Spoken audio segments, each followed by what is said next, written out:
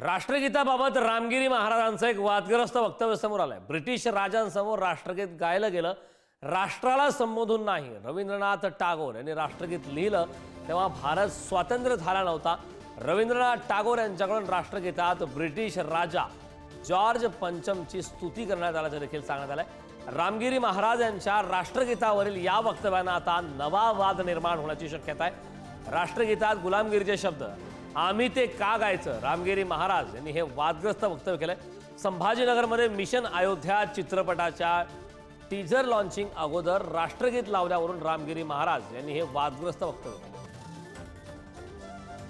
George पंचमने भारतावर अत्याचार केले, ब्रिटिश जॉर्ज पंचम, त्या जॉर्ज पंचमची रवींद्रनाथ टागोर स्तुती करतायत आणि काय सांगतायत, जनगण मन अधिनायक जय हे, भारत भाग्य विधाता, तुम्ही भारताचे भाग्य विधाता आहात। कोण? जॉर्ज पंचम। पंजाब सिंध गुजरात मराठा द्राविड उत्कल वंग विंध्य हिमाचल यमुना गंगा, काय करतायत? उच्छल जलधि तरंग, यातून जे तरंग निघतायत, कशाचे तरंग निघतायत? तव शुभ नामे जागे, तर तुमच्या शुभ नामाच्या ठिकाणी जागे आहेत। तव शुभ आशिष मागे, तुमच्याकरता बहुत आशीर्वाद मागतायत।